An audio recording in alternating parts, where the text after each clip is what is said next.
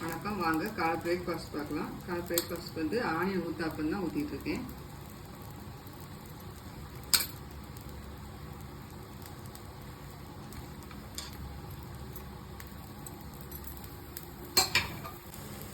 வெங்காய தோசை 2 பக்கம் பரட்டி நல்லா சூப்பராக வந்துருச்சு. இப்போ ஒரு பிளேட்டுக்கு மாற்றிக்கிறேன்.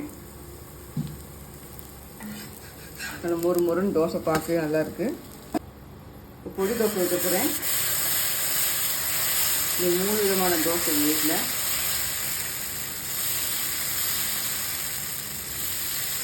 மேலே புதிய தோசை வைப்பேன்.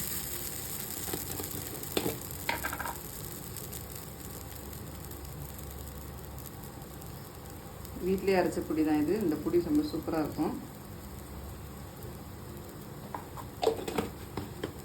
மேலே வந்து நல்லெண்ணெய் ஊற்றிக்கலாம்.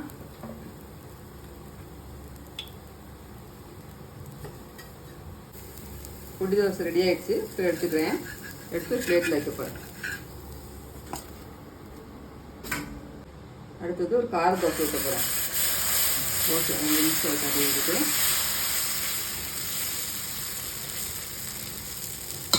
கார சட்னி அரைச்சிட்டோம்னா அது மேலே ஊற்றி சாப்பிட்டா சூப்பராக இருக்கும்.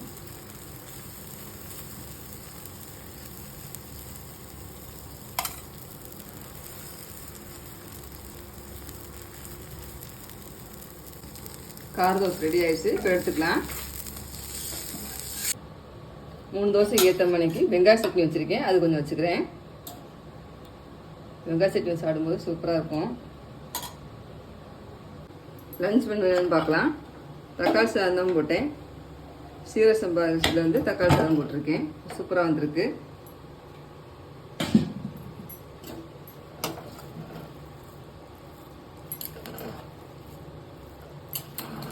சோறு நல்லா குழையாமல் நல்லா வந்திருக்கு.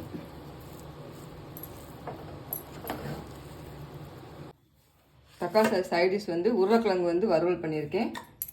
தயிரில் வந்து வெங்காயம் கேரட்டு எல்லாம் போட்டு தயிர் பச்சடி வச்சுருக்கேன். லஞ்ச் மெனு தான், வாங்க சாப்பிட்லாம்.